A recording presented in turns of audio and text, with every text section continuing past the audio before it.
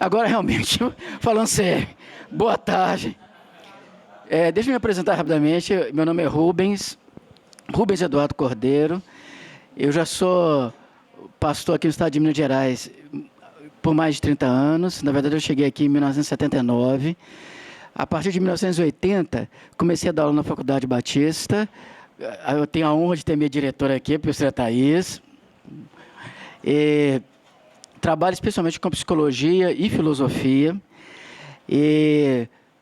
Sou formado em teologia pelo Seminário do Sul, sou da turma dos idos de 77, formado em psicologia, mestre em psicologia. Esse é o meu percurso pela vida. Estudei filosofia e estou aqui para partilhar com vocês. Como o nosso tempo é breve, eu quero dar uma sugestão. Vocês podiam me deixar avançar aqui um pouquinho mais com o assunto e deixar as perguntas mais para o final, para a gente poder... Eu até gostaria imensamente de nós dialogarmos, mas nós vamos ter que dar uma acelerada. Bom, de qualquer maneira, o tema é o desafio de educar filhos hoje, e eu coloquei como subtítulo um caminho para a autonomia. Bom, a ideia da autonomia para nós aqui é muito importante. E para justificar isso, eu quero ler um texto da Bíblia com você, só que eu deixei minha Bíblia dentro da minha bolsa. Mas alguém podia fazer a gentileza de abrir para a minha Bíblia? Primeira carta de Paulo aos Coríntios, capítulo 13, verso 11, que é um texto da Bíblia conhecidíssimo, muito bonito e poético também, que diz assim: quando eu era menino, falava como menino, pensava como menino, raciocinava como menino, mas logo que cheguei a ser homem, acabei com as coisas de menino. Vamos orar, gente, para a gente começar de acordo mesmo? Vou convidar o... Deixa eu ver quem pode orar conosco aqui. São tantos pastores aqui. Vou convidar o Antônio para orar. Você orar conosco. Eu digo o Jonai, que a gente tem o Jonai aqui. Jonai, por favor, nos conduzindo.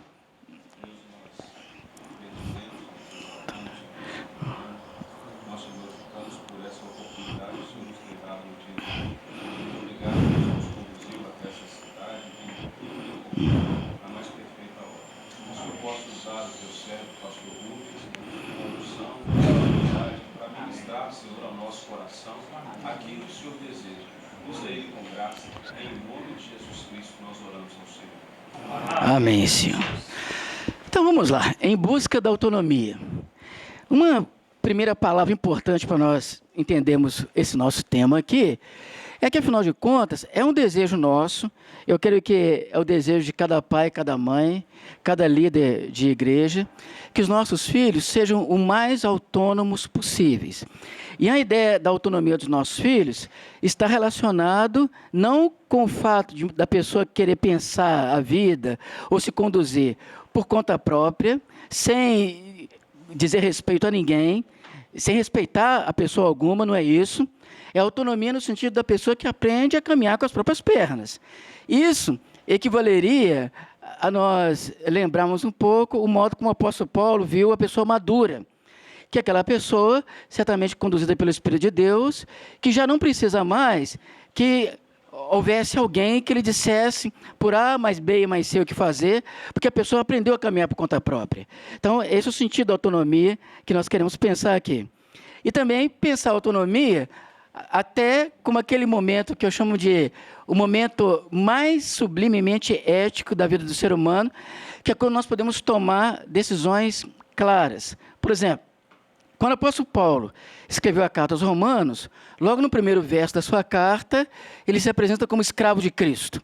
Aí alguém poderia dizer assim, mas se Paulo se apresenta como escravo de Cristo, então significa que ele é tudo menos autônomo. Eu quero dizer que a capacidade de tomar uma decisão para ser escravo de Cristo é o exercício mais pleno da autonomia. Quando a pessoa, por um ato ético, ela toma uma posição radical em função de um sonho, em função de um desejo, em função de ideal. Então é nesse sentido que nós vamos tratar a autonomia aqui. Mais uma vez, não é autonomia no sentido da pessoa que quer fazer as coisas totalmente independente, inclusive até de Deus, sem respeitar ninguém. Não é absolutamente isso. Bom, nesse caso, a pessoa, no caso a criança, ela vai ter que percorrer um caminho para se tornar autônomo. é o que se espera. E ali eu coloquei uma imagem que vocês poderiam olhar com alguma atenção. Vejam bem, aquela imagem sugere o quê? Nós temos uma mãe que chama a atenção do seu filho, e aparentemente ela chama a atenção do seu filho com um certo grau de intensidade. E aqui tem uma série de coisas que nós temos que considerar. Por exemplo, quando nós vamos conversar com uma pessoa, qualquer que seja ela, processo de comunicação humana mesmo, nós podemos nos comunicar pelo menos em 2 níveis. Nós nos comunicamos no nível chamado digital, quando eu falo alguma coisa, eu me expresso usando signos linguísticos para tentar dizer alguma coisa, e também eu posso me expressar do ponto de vista analógico. O que é o analógico? O analógico são os gestos que acompanham a minha fala. Então, eu quero dizer o seguinte, se aquilo que eu falo é respaldado pelo gesto que eu uso, provavelmente a minha comunicação será muito mais intensa. Essa é uma das razões porque eu usei essa imagem aqui. Porque se vocês prestarem bem atenção, essa mãe está, digamos, chamando a atenção da sua filhinha com um certo grau de coerência entre o discurso chamado digital, a fala com a qual ela se coloca diante da filha, e, ao mesmo tempo, o gesto que ela usa. A cara está séria e o dedo aponta diretamente para a filha, indicando uma ação errada que certamente ela tenha cometido. Vocês percebem que, no caso da menina, aparentemente há uma resistência, e vou dizer para vocês que, por parte das crianças, não só elas, mas nós também adultos, nós temos uma certa resistência quando alguém chama a nossa atenção. A nossa reação, em geral, é defensiva, como no caso acontece ali com aquela menina. Por isso que, talvez, um primeiro princípio, eu diria, muito geral, muito conhecido na nossa cultura, que nós deveríamos também insistir aqui, é que no caso da educação dos nossos filhos, especialmente quando se trata de colocar um limite, é preciso, isso é básico, que nós insistamos um pouquinho mais. Água mole, em pedra dura, tanto bate até que fura. Não adianta nós desejarmos, idealmente, que os nossos filhos aprendam apenas quando foram chamados uma ou outra atenção esporadicamente. Isso, na prática, não funciona. Então, o ensino tem que ser repetido, e vou dizer para vocês, repetido como diz os latinos, ad nauseam, quer dizer, repetido indefinidamente, até que a criança consiga assimilar finalmente. E uma coisa que é sempre bom lembrar é que, no nosso processo de formação humana, o nosso cérebro, a nossa mente, ela é plástica por natureza. Então, a criança, no seu processo de desenvolvimento, ela está sendo progressivamente moldada. E ela só será moldada se quem atua como pai, como mãe, como educador diante dessa criança, trabalhar de maneira insistente para que realmente essa moldagem efetivamente aconteça. Agora, de qualquer maneira, esse processo envolve pelo menos 3 níveis que nós precisaríamos avaliar aqui. O primeiro deles é a anomia. E aqui, para que a gente tente didaticamente esclarecer bem a questão, a palavra anomia ela é formada, na verdade, por um prefixo, que é o alfa, na língua grega, o prefixo a, que tem um sentido de negação. Nomia vem do grego nomos, que significa lei. Então, no caso, anomia é falta absoluta de lei. Qual que é a compreensão que você tem? É que quando a criança nasce, ela não tem noção de lei de maneira alguma. Ela não tem noção de regra. Por isso, cabe ao adulto direcionar essa criança, mais uma vez eu volto a insistir, de maneira coerente e constante. Quando eu uso a expressão coerente e constante, eu quero lembrar com vocês aqui um conceito que nós extraímos do mundo da psicanálise, que é o seguinte. O nome do conceito é vínculo double bind. Deixa eu explicar melhor isso. É que a criança, no seu processo de desenvolvimento, ela vai se vinculando às pessoas no seu universo, ali no seu entorno. Especialmente aquela primeira figura, que é a figura mais emblemática, que é a figura materna. O que é um vínculo double bind ou de dupla natureza? Chamado também duplo vínculo. É quando a criança, ao se ligar ao adulto, ela fica um tanto perplexa diante da comunicação dúbia que o adulto transmite para ela. Vou dar um exemplo que vocês vão entender muito bem. Então, um menininho pequeno, ele tem 2 anos e meio. Ele está na pré-escola. Com os coleguinhas, ele aprendeu a falar um palavrão. Claro que no meio dos coleguinhas, falar aquele palavrão especificamente falando, é uma questão até de um certo prestígio, obviamente. Então, essa criança chega em casa achando que falar palavrão é algo que confere a ela um certo status. Então, não importa se o pastor está visitando aquela família, se o vovô e a vovó estão ali, quem quer que seja. A criança chega no meio da sala, de preferência é ótimo que tenha um público, para ela poder soltar o bendito, quer dizer, não tão bendito assim, palavrão. Bom, aí o que acontece via de regra? Um adulto vai chamar a atenção da criança. E quando é avô e avó, então a coisa fica mais complicada ainda. Porque, em geral, vocês imaginem como é uma criança de 2 anos e pouco. É uma criança, em geral, muito bonitinha, muito rechonchudinha, ela é muito fofinha, como as pessoas dizem, aí, queridíssima do vovô e da vovó, e aí, quando você vai chamar a atenção, você diz, meu filho, não faça isso. Mas, ao dizer não faça isso, você está com um sorriso nos lábios. Então, nessa hora, você manda para a criança uma comunicação de dupla natureza, o chamado duplo vínculo. Porque a criança, ela ouve o não, mas como tem um sorriso acompanhando, a comunicação ficou completamente incoerente. Nesse caso, a criança literalmente não consegue sair daquela comunicação duvidosa, daquela comunicação ambígua. E, nesse caso, o processo de assimilação da criança se torna muito mais difícil. Mas isso, óbvio, não acontece só com a criança pequena. Uma das razões da anomia no meio da família, quer dizer, da bagunça, da confusão, do desregramento, da falta de entendimento, é que, via de regra, nós falamos uma coisa e fazemos outra, o que gera uma bela confusão. Por exemplo, nós ensinamos nossos filhos a não apanharem aquilo que não lhes pertence, não é fato? Todos nós fazemos isso como bons pais, como bons educadores. Mas quando nós vamos ao sacolão, de repente, nós vamos passando naquelas bancas, aí tem aquela uva maravilhosa, né, gente? Uva Itália, verdinha, aquelas uvas, hein? Aí você pega, você tira uma lá para experimentar só.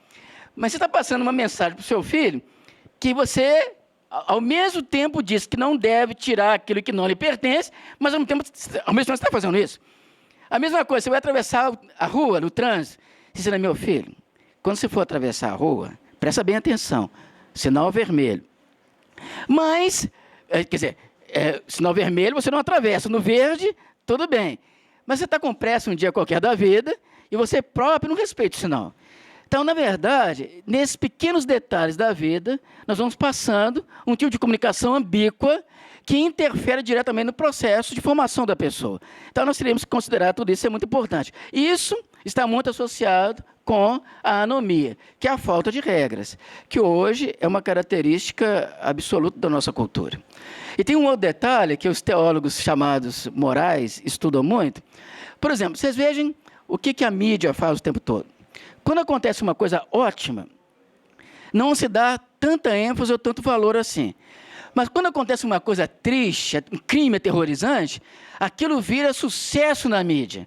Isso também passa para a juventude, especialmente, para a adolescência, para as crianças, uma dupla mensagem. Você ocupa muito mais espaço na cultura que nós vivemos se você faz uma ação considerada transgressora. Ser transgressor é bom. E na nossa cultura, nós criamos uma espécie de estigma da transgressão. Quem transgride é diferente. Quem transgride tem um detalhe a mais, talvez até seja mais esperto, mais inteligente. Isso cria um tipo de comunicação que interfere diretamente no processo educacional. Vocês não tenham dúvida quanto a isso.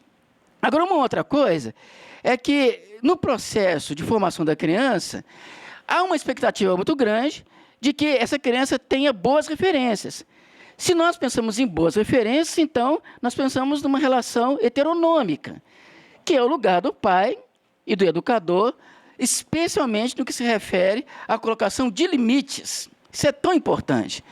Dizer não, aliás, é bom que nós saibamos todos que o não ele é estruturante, ele é importantíssimo para que a criança aprenda a lidar com o universo que é cheio de perigos, que não é tão tranquilo quanto possa parecer. Às vezes a criança protegida o tempo todo dentro de casa tem a falsa ideia de que o mundo é seguro, quando na verdade não é. Então, a criança entrar em contato com o universo de limites é muito importante. Mas ela vai precisar de um bom outro para colocar esse limite. Daí a ideia da relação heteronômica. O prefixo hétero significa o outro, ou então o diferente. Heterossexual é aquele que preferencialmente gosta de uma pessoa do outro sexo. Homossexual, ao contrário, bom. De qualquer maneira, a heteronomia exige que um outro, que é diferente daquela criança, imponha a regra, imponha um limite. E isso é extremamente importante para que ela possa se desenvolver de maneira equilibrada. Não há nenhuma possibilidade de educação razoável quando se perde esse tipo de equilíbrio. Só que tem um detalhe. A expectativa do processo educacional não é que a criança permaneça a vida inteira heterônoma, sempre dependendo de um outro que lhe diga o que fazer. Eu fui professor durante alguns anos, do 3º ano do ensino médio, lá no Colégio Batista, na disciplina Filosofia. Agora, vocês imaginem o que é dar aula de filosofia para alunos de 3º ano do ensino médio, adolescentes de 16, 17 anos, alguns com 18, primeira aula da manhã, pessoal meio dormindo, eu costumava brincar o seguinte com eles: olha, gente, quero saber aqui quem foi capaz de levantar hoje pela manhã, tomar o seu banho, se é que tem esse hábito, a gente espera que tenha, né? Se arrumar adequadamente para vir para a sala de aula sem que ninguém fizesse todo aquele lobby para que isso acontecesse. Olha, eu vou dizer para vocês, praticamente ninguém. Porque a relação ainda é muito heterônoma. A pessoa ainda precisa muito do outro adulto para dizer: faça isso, faça aquilo, isso pode, isso não pode. Agora, a expectativa para a vida toda não é essa. É que um dia, esse jovem que está se tornando adulto, que ele aprenda a se levantar na hora certa, sem que tenha alguém para lhe dizer: faça isso ou faça aquilo. Nesse caso, nós estaremos chegando naquilo que é desejável, que é a autonomia. A palavra autonomia é uma palavra deliciosa, na verdade, porque ela tem um prefixo autós, que significa o si mesmo. Na língua inglesa, corresponderia ao self, ao si mesmo. O self, é isso que as pessoas ficam o tempo todo tirando foto delas mesmas, né, gente? Não é bem o que eu estou querendo dizer, não. Porque aquilo ali é o suprassumo do narcisismo e merece uma boa reflexão sobre essa onda que está na nossa cultura ultimamente. Mas, de qualquer maneira, o autós significa o eu, na prática, o si mesmo, que deve ter uma certa autonomia de ação, inclusive no plano espiritual. Quando nós lemos as cartas do apóstolo Paulo, nós aprendemos que há uma diferença entre aquele homem que seria puramente um homem natural, dominado pelos seus impulsos, pelos seus instintos, e aquele homem que ele chama de homem espiritual, que é o que é conduzido por um ato da sua vontade, porque optou por isso, porque escolheu isso, ser conduzido pelo Espírito Santo de Deus. Ou seja, é uma pessoa que não precisa que ninguém diga a ela: todo domingo pela manhã você precisa ir na igreja, ou então você precisa ler a Bíblia, ou então você precisa orar. Essa pessoa já entendeu que essas coisas são fundamentais para a vida dela, isso faz bem para a sua história, é fundamental, então ela faz isso naturalmente. É o que se espera no processo de educação. Mas nós vamos enfrentar nesse processo uma série de dificuldades. Ou seja, vamos tentar estabelecer um pouco do caminho para a autonomia, implicando no lidar com essas regras e esses limites. Eu coloquei aqui uma propaganda para vocês verem como é que a nossa cultura lida com isso. Gostaria que vocês prestassem bem atenção. Essa propaganda é genial, gente, para falar a verdade. Pode ser? Já pensou que pode ser muito bom? Só tenho uma amiga para te apresentar, pode ser? Pode. Mas a parte mais interessante não é essa, é a outra. Já vai passar ali. Eu só tenho esse peixe picante, pode ser? Pode!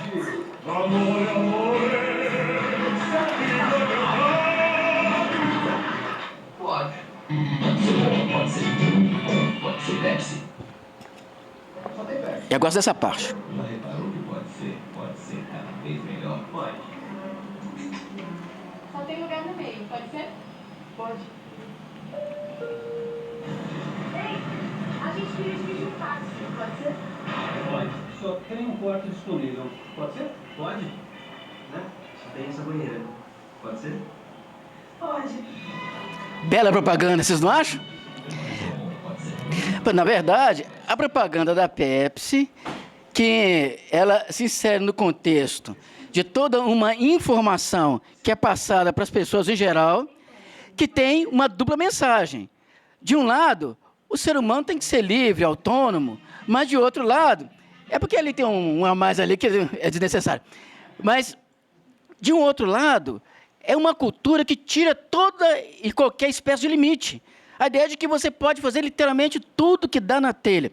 Eu nem coloquei para vocês aqui, não que eu estivesse preocupado em ter algum cuidado com vocês aqui, porque são todos adultos, mas eu tenho uma série de propagandas, ia ser muita coisa, não daria tempo da gente tratar disso tudo aqui, que são as propagandas do Ministério da Saúde, no que se refere à propaganda contra o vírus da AIDS, ou seja, os cuidados que se tem que tomar.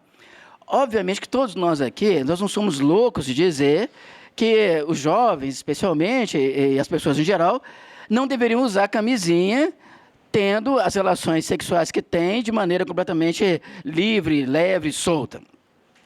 Mas uma coisa que eu verifico nessas propagandas, especialmente do Ministério da Saúde, é que eles não tratam em nenhum momento da relação humana. Trata-se exclusivamente, mas aí em termos absolutos, da sexualidade bem casual. Tipo, você está numa pracinha, numa cidadezinha do interior de Minas Gerais, Tiradentes, Ouro Preto, pulando carnaval, apareceu uma jovem muito atraente, e aí você já vai ao encontro dela, interessado em ter um momento de amor, bem entendido, né? Amor entre aspas, porque isso não é amor nem aqui nem na China. E aí, essa pessoa tem um encontro amoroso, às vezes de meia hora, às vezes de uma hora, depende do momento, depende da circunstância, e logo acabou, vai um para